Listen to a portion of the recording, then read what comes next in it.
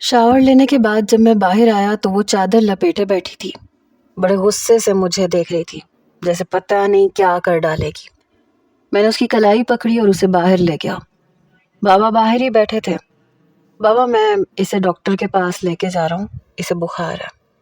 کہنے لگے میں تو صبح سے اسے کہہ رہا ہوں کہ کوئی میڈیسن کھا لو، لیکن پتہ نہیں کیوں روئے جا رہی ہے۔ میں اسے ڈاکٹر کے پاس لے کے گیا۔ ڈاکٹر نے کہا کہ موسمی بخار ہے، کوئی خاص وجہ نظر نہیں آ رہی، کوئی بھی ایسا انفیکشن نہیں ہے جس کی وجہ سے بخار ہو، اور میں جانتا تھا کہ اسے بخار کس وجہ سے چڑھا ہے۔ میں اسے گھر لے کے آیا، اپنے سامنے کھانا کھلایا، میڈیسن بھی خود دی، پھر وہ اپنی نیند کی اور پتہ نہیں کون کون سی میڈیسنز نکالنے لگی۔ میں نے کہا یہ کیا ہے؟ یہ ہر رات تم کیا کھاتی رہتی ہو؟ کہنے لگی یہ کھاتی ہوں تو ٹھیک ہوں، نہیں کھاؤں گی تو تم مجھے جھیل نہیں پاؤ گے۔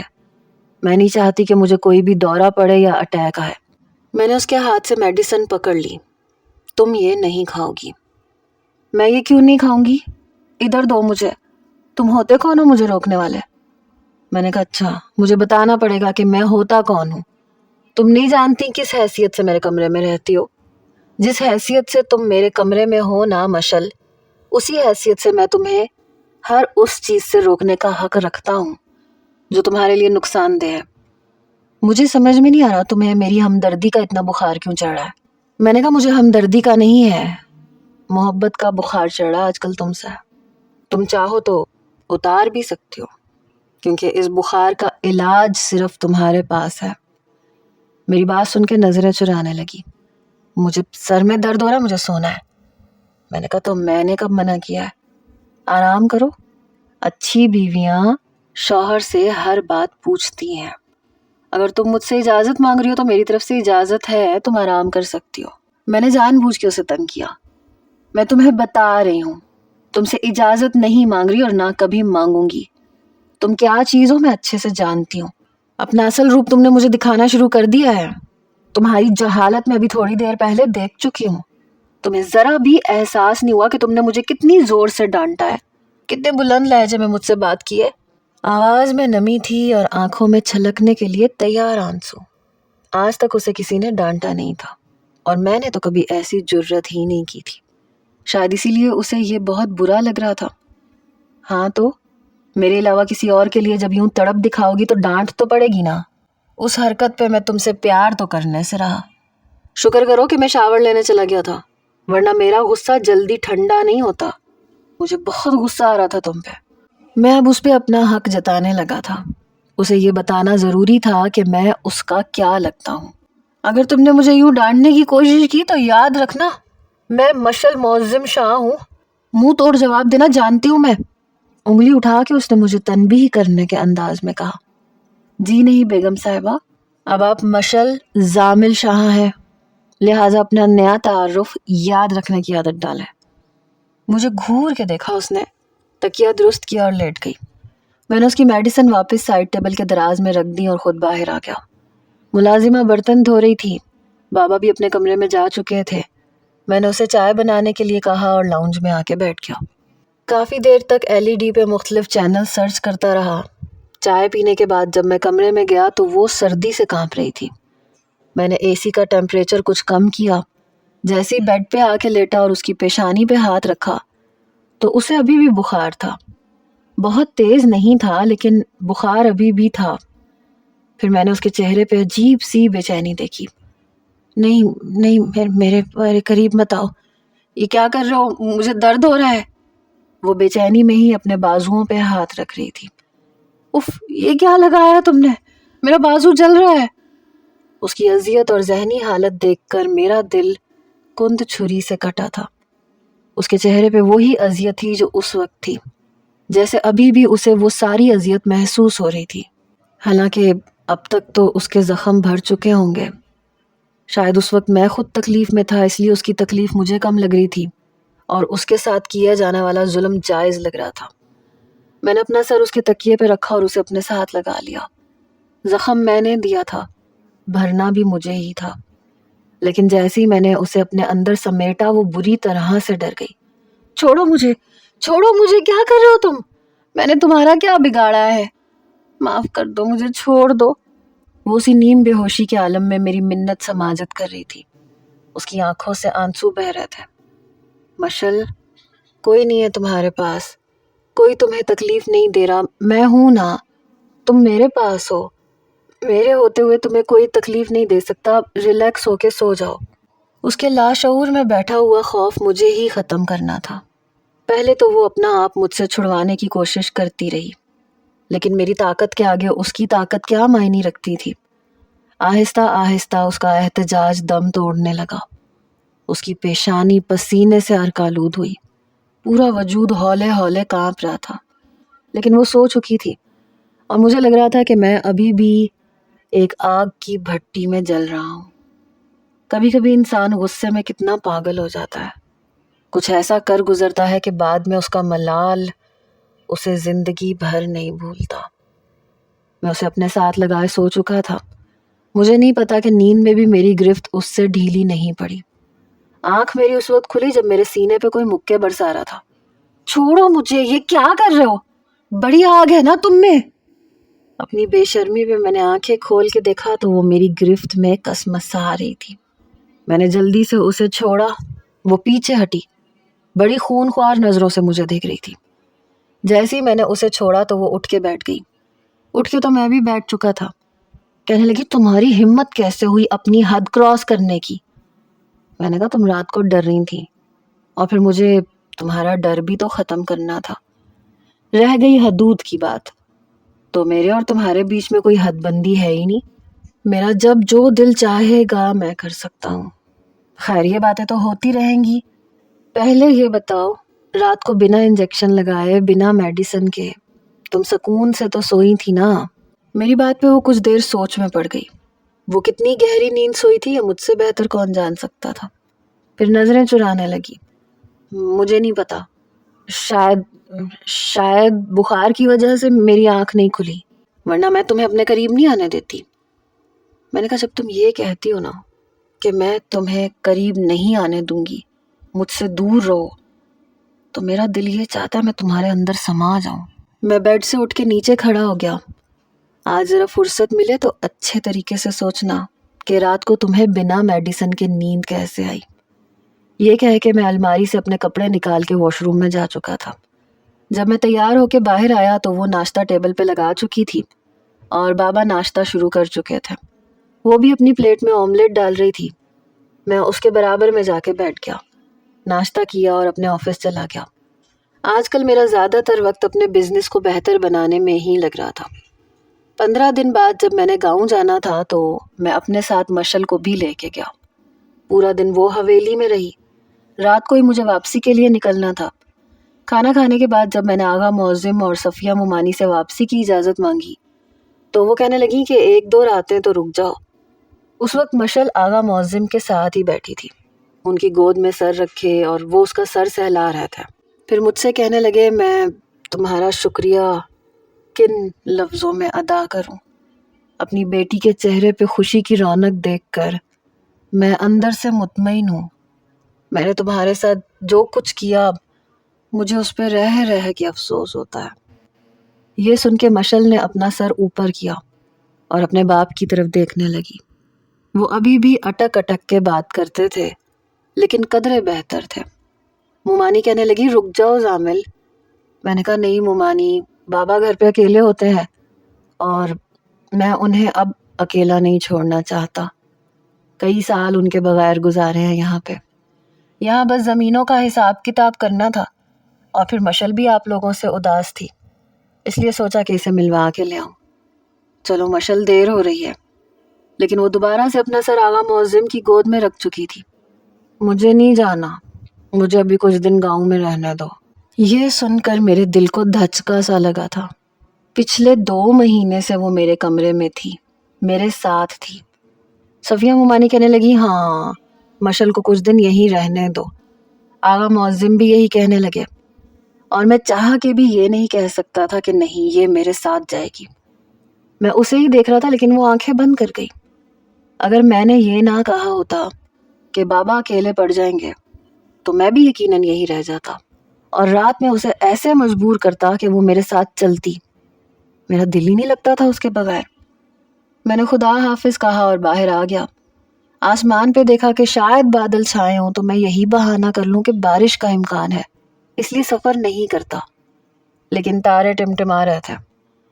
میں نے گہری سانس لی اور گاڑی ڈرائیو کر کے واپس یہاں آ گیا۔ حالانکہ بہت بھوک لگی تھی لیکن میں نے کھانا نہیں کھایا۔ بابا کہنے لگے مشل نہیں آئی؟ میں نے کہا نہیں، وہ کچھ دن وہیں رہے گی۔ کہنے لگے ہاں تو یہ تو اس کا حق ہے، لیکن گھر کتنا سونا سونا سا ہو گیا ہے۔ میں نے کہا ہاں آ جائے گی، اصل گھر تو اس کا یہی ہے، یہی آنا ہے اس نے۔ بابا آپ نے کھانا تو کھا لیا تھا نا؟ کہنے لگے ہاں، تم نہیں کھاؤ گے؟ میں نے کہا نہیں، میں کھا کے آیا تھا۔ بابا اپنے کمرے میں چلے گئے، میں اپنے کمرے میں آیا۔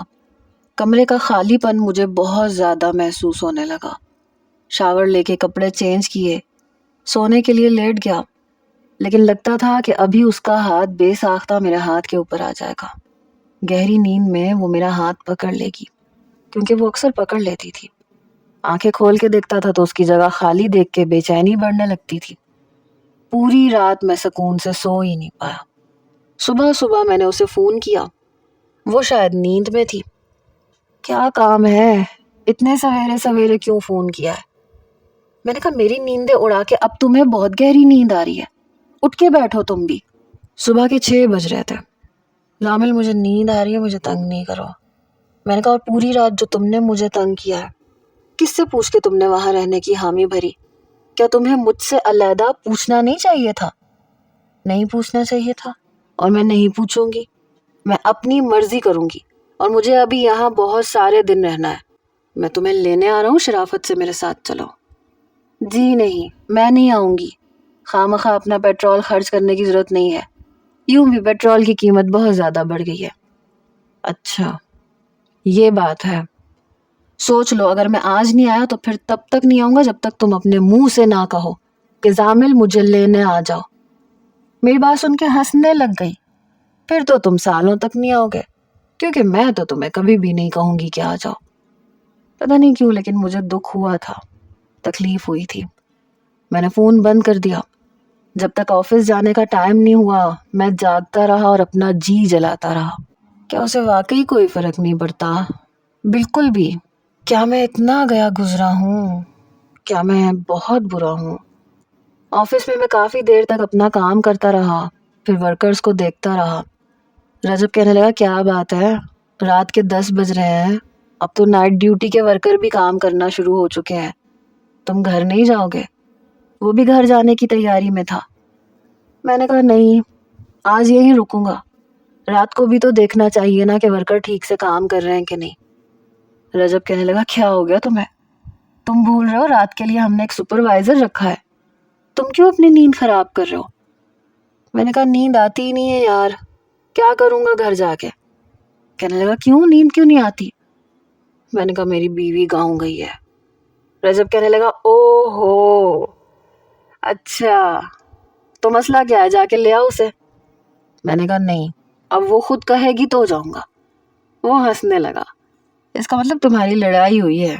میں نے کہا بس یہی سمجھ لو، میں دیکھنا چاہتا ہوں کہ اسے میرے بغیر کتنا فرق پڑتا ہے، پڑتا بھی ہے یا نہیں۔ بہرحال اس سے پہلے کہ وہ کوئی اور بات کرتا اس کی بیوی کا فون آنے لگا۔ کہنے لگا لو بھائی، میری بیگم کا تو فون آ گیا، میں جا رہا ہوں، تم اپنی تنہائی کو انجوائے کرو۔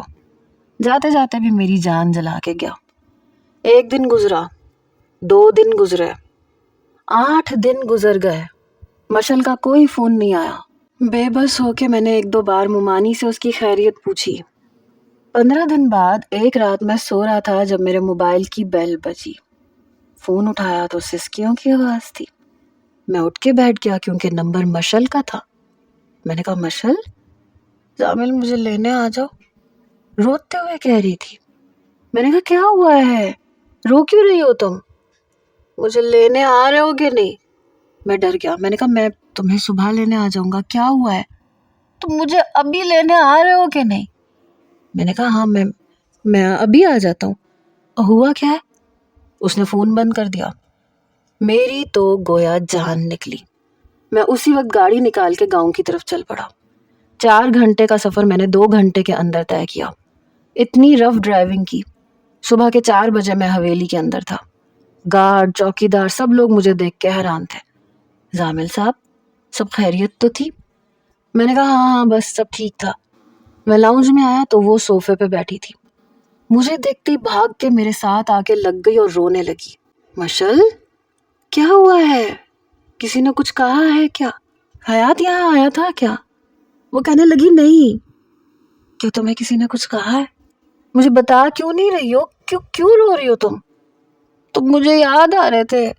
یہ کہہ کے پھوٹ پھوٹ کے رونے لگی. میں نے اسے اپنے ساتھ لگا لیا. زامل، تم مجھے یاد کیوں آ رہے تھے؟ ہوتے کون ہو مجھے یاد آنے والے؟ مجھے تم سے محبت نہیں کرنی. میں نے بہت چاہا تم سے محبت نہ کروں، لیکن جب رات کو آنکھیں بند کرتی ہوں تو تم آ جاتے ہو. مجھے بتاؤ کون ہوتے ہو تم میرے دل میں آ کے بیٹھ جانے والے، میری نیندیں اڑانے والے؟ اس کی باتیں میرے اندر کتنا سکون پہنچا رہی تھی میں بیان نہیں کر سکتا. اسے اس بات پہ رونا آ رہا تھا کہ اسے مجھ سے محبت کیوں ہو گئی، اور میں اندر ہی اندر شکر ادا کر رہا تھا. اسے اپنے ساتھ بھینچ چکا تھا. چلو میرے ساتھ واپس یہاں سے. اسے اپنے ساتھ لے کے گاڑی میں بیٹھ چکا تھا. چوکیدار سے کہا کہ صبح ماموں سے کہہ دینا کہ میں اسے لینے آیا تھا اور میں لے کے جا رہا ہوں. ابھی بھی وہ اپنے آنسو صاف کر رہی تھی. گاڑی میں بیٹھ کے بالکل لا تعلق ہو گئی. کھڑکی سے باہر دیکھنے لگی. کچھ دیر تو میں بھی خاموشی سے گاڑی چلاتا رہا، لیکن دل چاہ رہا تھا کہ وہ کچھ کہے. میں نے کہا چپ کیوں بیٹھی ہو؟ کچھ کہو گی نہیں؟ نہیں، مجھے تم سے بات ہی نہیں کرنی. تم بہت برے انسان ہو، چپ چاپ گاڑی چلاؤ. شاید بے بسی میں اظہار کر چکی تھی اور اب کچھ پچھتا رہی تھی.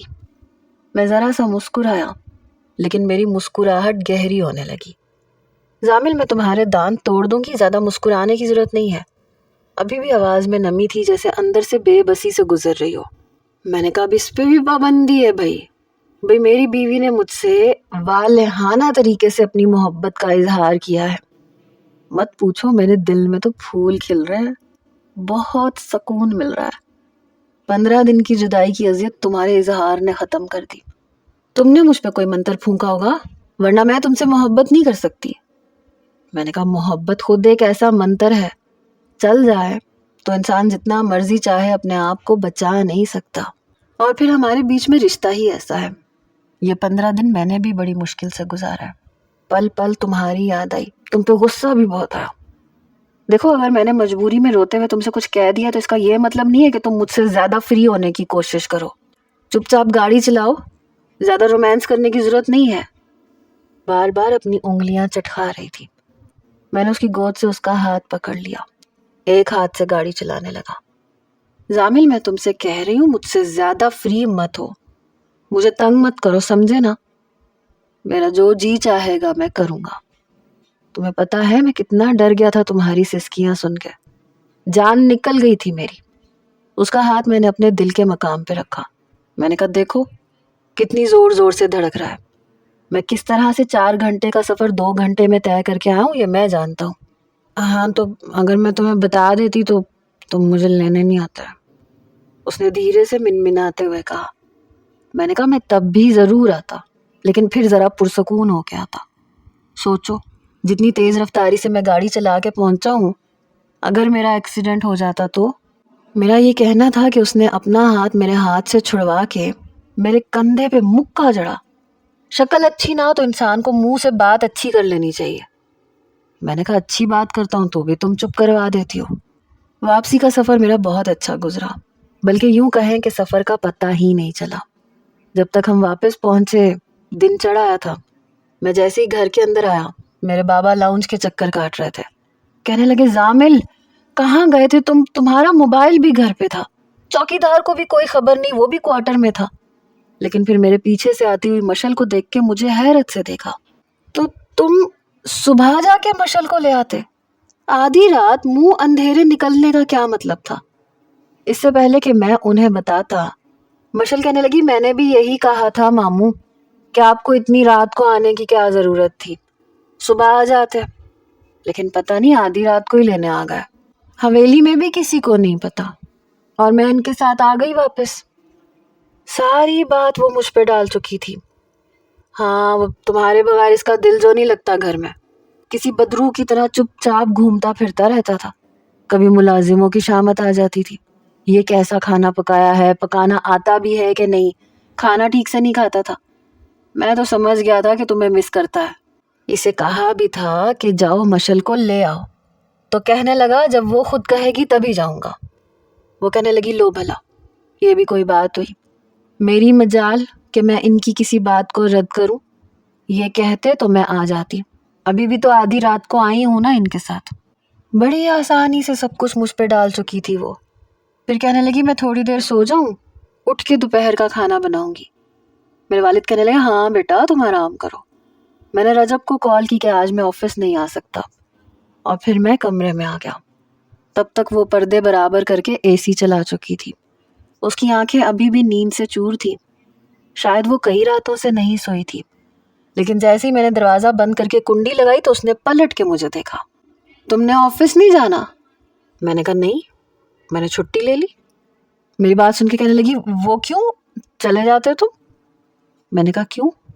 میری آنکھیں پتھر کی ہیں، مجھے نیند نہیں آ سکتی۔ وہ چپ چاپ بیڈ پہ لیٹ گئی۔ کمرے میں ملک جی سی روشنی تھی کیونکہ دن کا وقت تھا، پردے بھی کمرے کو مکمل طور پہ اندھیرا کرنے میں ناکام تھے۔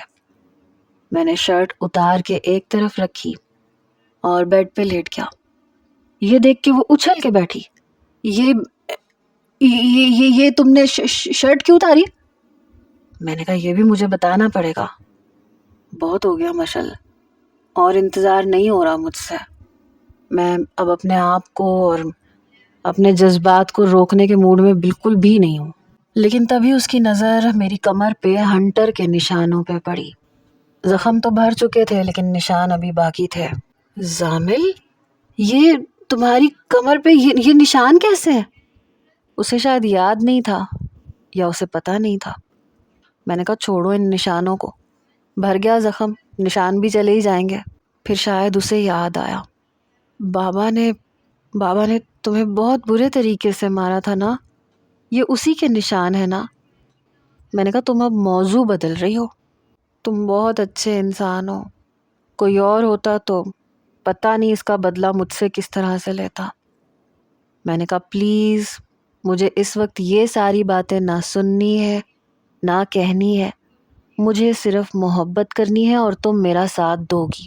کہنے لگی پتہ نہیں، جو کچھ بھی میرے ساتھ ہو چکا ہے مجھے نہیں پتا میں تمہارا ساتھ دے پاؤں گی کہ نہیں۔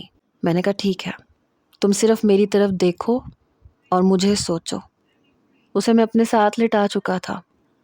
شروع میں بہت گھبرا رہی تھی، ڈر رہی تھی، لیکن آہستہ آہستہ میں نے اسے زیادہ سوچنے کا موقع ہی نہیں دیا، اس کے اندر کھوتا چلا گیا۔ اس نے بھی کوئی مزاحمت نہیں کی، جتنا میرا ساتھ دے سکتی تھی دے رہی تھی، اور یہی بہت تھا۔ اس کے بازوؤں پہ زخموں کے ابھی بھی نشان تھے جو میرے ہی دیے ہوئے تھے۔ پتہ نہیں کیوں اس پہ لب رکھ کے مجھے خود ہی پہ غصہ آیا تھا۔ اسے لگ رہا تھا کہ میں کسی کے دیے ہوئے زخموں پہ اپنے ہونٹوں کا لمس رکھ کے مرہم رکھنے کی کوشش کر رہا ہوں، لیکن یہ زخم میرے ہی دیے ہوئے تھے۔ اس کی نظر میں معتبر بنتا جا رہا تھا، لیکن میں اپنی غلطی کا مداوع کر رہا تھا۔ ایک دوسرے سے راحت حاصل کرنے کے بعد ہم گہری نیند سو چکے تھے۔ دوپہر کو ہی میری آنکھ کھلی، لیکن وہ شاید مجھ سے پہلے اٹھ گئی تھی، پریشان سی بیٹھی ہوئی تھی۔ میں نے کہا کیا ہوا تمہیں؟ کہنے لگی زامل، اس کا رنگ اڑا ہوا تھا۔ میں اٹھ کے بیٹھ گیا۔ جب اس نے چادر کی طرف اشارہ کیا تو ہاں، پہلی بار ایسے ہی ہوتا ہے۔ میں نے اسے سمجھانے کی کوشش کی۔ اس وقت میں یکسر بھول چکا تھا کہ وہ پریشان کیوں ہے۔ ایسا کیسے ہو سکتا ہے زامل؟ میں اغوا ہوئی تھی، مجھے نشے کی ڈوز دی گئی تھی، انجیکشن لگائے گئے تھے۔ مجھے ٹھیک سے یاد نہیں ہے، لیکن مجھے یہ پتا ہے کہ کوئی نقاب پوش تھا، وہ میرے پاس آیا تھا۔ اس نے میرے بازوؤں پہ زخم بھی لگائے تھے، اپنے ناخن میرے بازوؤں پہ، میرے گلے میں بہت زور سے گاڑے تھے، اور مجھے بہت درد ہو رہا تھا۔ مجھے ٹھیک سے یاد نہیں ہے، لیکن مجھے لگا تھا اس نے مجھے برباد کیا ہے۔ میرے ذہن پہ یہی سب کچھ نقش تھا۔ اور ظاہر سی بات ہے جب کوئی بھی شخص کسی لڑکی کو اغوا کرے، اس کے پاس آئے، تو یہ کیسے ہو سکتا ہے کہ اسے برباد نہ کرے؟ میں میں ابھی تک پاک دامن کیسے تھی؟ وہ بے حد پریشان تھی۔ میں نے کہا تم اس واقعے کو بھول کیوں نہیں جاتی؟ کہنے لگی کیسے بھول جاؤں؟ مجھے سمجھ نہیں آ رہا اس شخص نے مجھے برباد کیوں نہیں کیا، اسی وجہ سے تو میں بدنام ہوئی تھی، اور میں یہ جانتی تک نہیں تھی کہ میں نے اپنی عزت نہیں کھوئی۔ میری گردن پہ، میرے بازوؤں پہ زخموں کے نشان دیکھ کے سب کو یہی لگا کہ میں اپنا سب کچھ کھو چکی ہوں، اور مجھے بھی یہی لگا تھا۔ تو پھر میں مشل بس بھی کر دو۔ میں شاید مزید سننے کی طاقت نہیں رکھتا تھا۔ میرے لیے یہ سننا کتنا تکلیف دہ ہے تمہیں اندازہ ہے؟ اگر اس نے تمہیں کچھ نہیں کہا تو یہ اچھی بات ہے۔ تمہیں افسوس کس بات کا ہے؟ اس بات کا کہ اگر یہ پہلے پتہ چل جاتا تو تمہیں حیات مل جاتا۔ پتہ نہیں کیوں میرے اندر یہ خیال کس بات پہ آیا۔ کہنے لگی نہیں یہ بات نہیں ہے، وہ تو شاید تب بھی مجھے نہ اپناتا، وہ شک میں ہی رہتا۔ میں نے کہا تو پھر کیا پریشانی ہے؟ کہنے لگی نہیں کچھ بھی نہیں، مجھے یقین نہیں آ رہا کہ اس شخص نے صرف میرے بازو اور میرے گلے پہ زخم دیے اور مجھے اور کچھ نہیں کہا، میری عزت کو کچھ نہیں کیا۔ ایسے کیسے ہو سکتا ہے؟ میں نے کہا ہم آج کے بعد اس موضوع پہ بات نہیں کریں گے، تم سمجھو کہ کچھ ہوا ہی نہیں۔ میں بیڈ سے اٹھ کے واش روم میں جا چکا تھا۔ شاور کا پانی میرے سر سے بہہ کے زمین پہ گر رہا تھا۔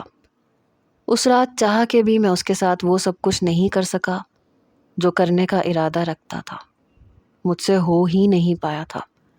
لیکن میری کمر پہ زخموں کی جلن بہت زیادہ تھی، اتنی شدید کہ میں اپنے ناخنوں سے اس کے بازو، اس کی گردن کو زخمی کرتا چلا گیا، اور وہ درد سے کراہتی رہی۔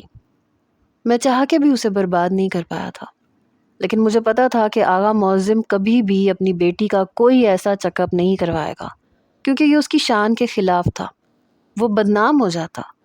اور پھر یہی ہوا۔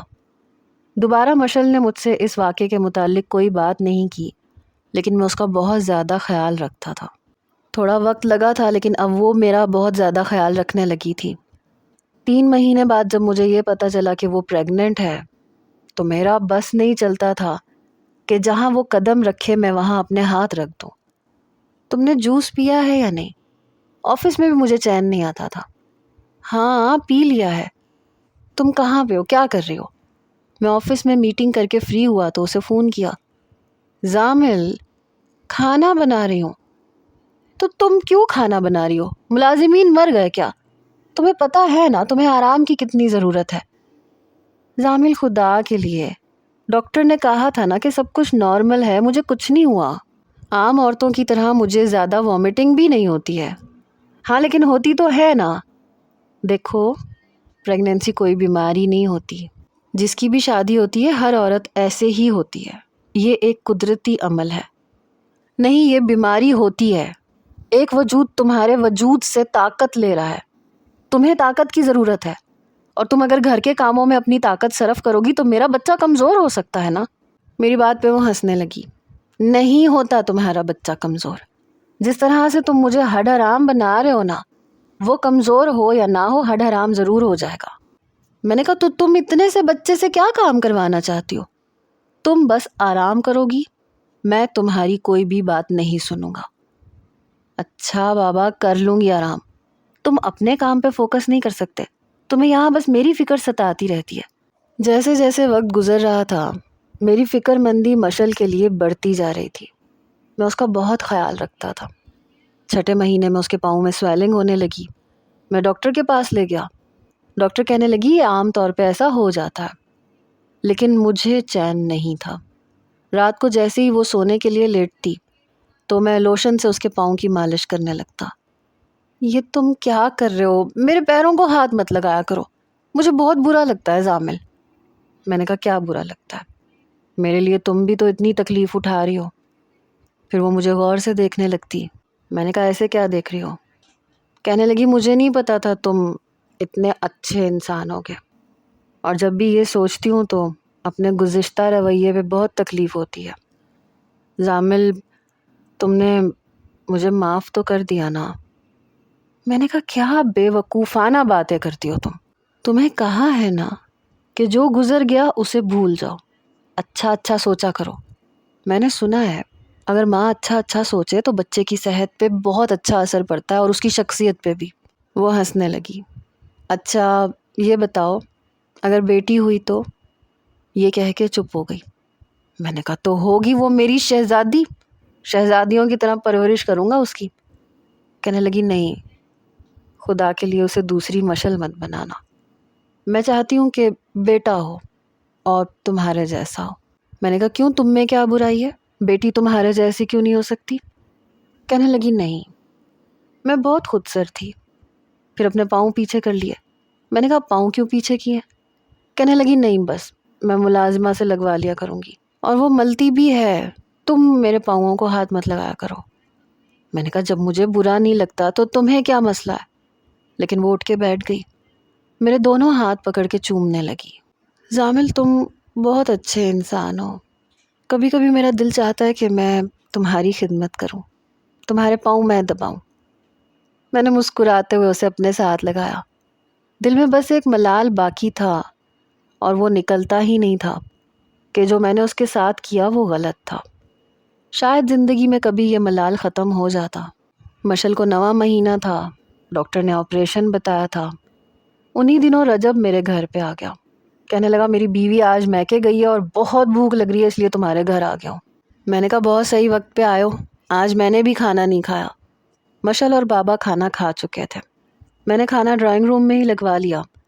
مشل کہنے لگی میں سونے جا رہی ہوں، کوئی چیز چاہیے ہو تو ملازمہ سے منگوا لینا۔ میں نے کہا ہاں تم آرام کرو۔ کھانا کھا کے میں نے خود کافی بنائی۔ جب رجب سے کہا کہ رات یہیں رک جاؤ، کہنے لگا نہیں رات کو تو گھر پہ ہی جاؤں گا لیکن تمہارے ساتھ کچھ دیر بیٹھ جاتا ہوں۔ کاروباری باتوں کا سلسلہ شروع ہو گیا اور پھر اپنی ماضی کی باتیں یاد آنے لگی۔ وہ کہنے لگا مشل کو شک تو نہیں ہوا تم پہ؟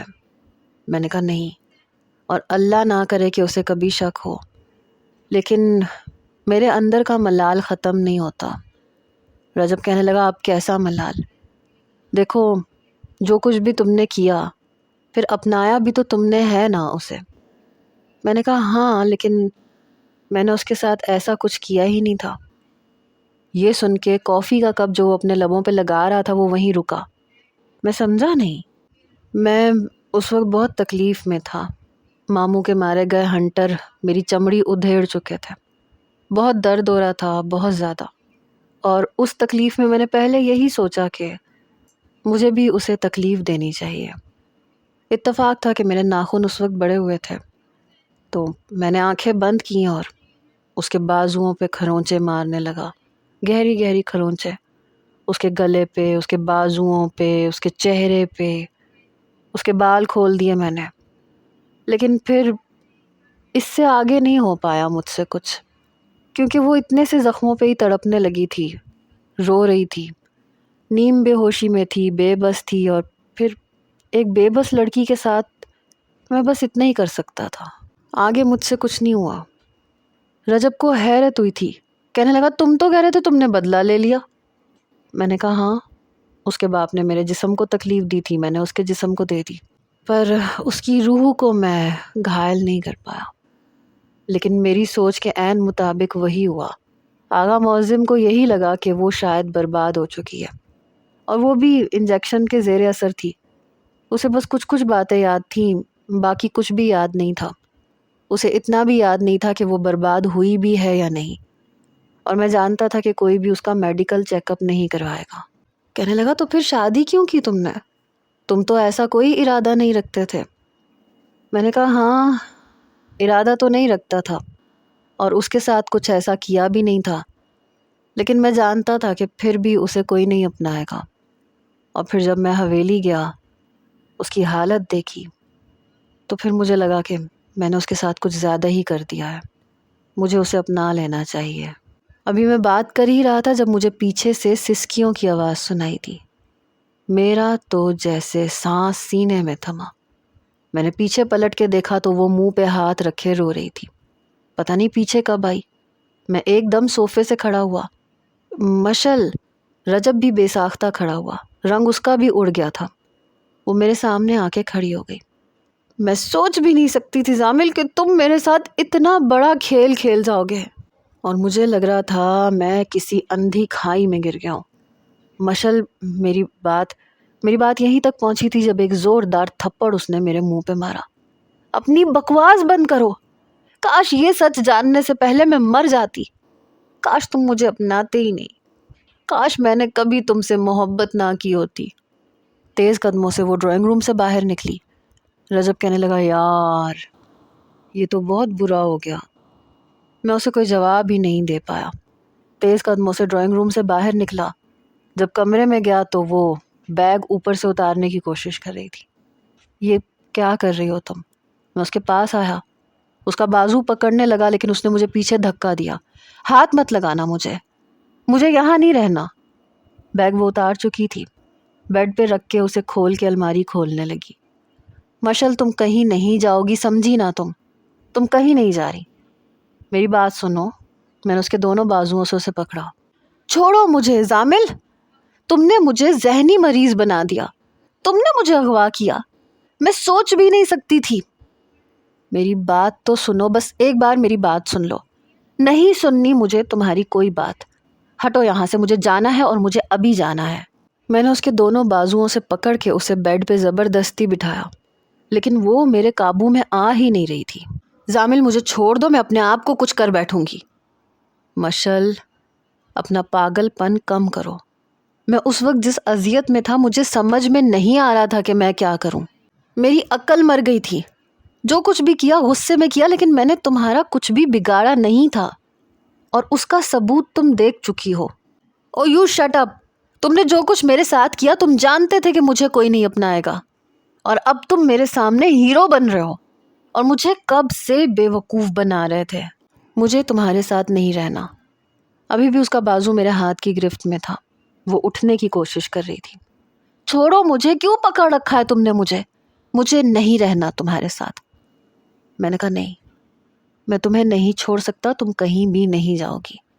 میری ایک غلطی ہے، جسے معاف کر دو، میں تمہارے سامنے ہاتھ جوڑنے کو تیار ہوں۔ لیکن وہ نہیں مانی، مجھ سے اپنا آپ چھڑوا رہی تھی۔ میرے ہاتھ پہ اس نے اپنی دانت بڑی زور سے گاڑے۔ میرے ہاتھ کی گرفت ذرا سی ڈھیلی پڑی اور وہ اپنا بازو چھڑوا کے بھاگنے کے انداز میں کمرے سے باہر نکلی۔ پتہ نہیں اس کا پاؤں کس چیز سے ٹکرایا، وہ زمین پہ گر گئی۔ اس کی چیخیں سن کے میری جان نکلی۔ تبھی میرے بابا بھی کمرے سے باہر آئے۔ وہ اپنا پیٹ پکڑ کے چلا رہی تھی۔ میں نے چلا کے کہا، بابا ڈرائیور سے کہیں گاڑی نکالے۔ اسے اپنی گود میں بھر کے میں باہر کی طرف گیا۔ جلدی سے ڈرائیور نے گاڑی سٹارٹ کی۔ اسے پچھلی نشست پہ لٹا کے میں خود بھی اس کے پاس ہی بیٹھ گیا۔ میرے بابا بھی اگلی سیٹ پہ بیٹھ گئے، اور وہ تڑپ رہی تھی۔ اس کی چیخیں سن کے میری جان نکلی تھی۔ آنکھوں سے آنسو بہہ رہے تھے کہ اسے کچھ نہ ہو۔ جلدی سے ہاسپٹل پہنچے، اسے آپریشن تھیٹر میں لے جایا گیا۔ ڈاکٹر کہنے لگی کہ ابھی تو پورے 25 دن باقی تھے، اتنی جلدی پین کیوں شروع ہو گیا؟ میں نے یہ نہیں بتایا کہ گر گئی ہے۔ وہ کہنے لگی ہمیں نہیں پتا کہ اب کیا ہوگا، کیونکہ بلیڈنگ شروع ہو چکی ہے اور بی پی بہت ہائی ہے۔ جب تک بی پی نارمل نہیں ہو جاتا ہم آپریٹ نہیں کر سکتے۔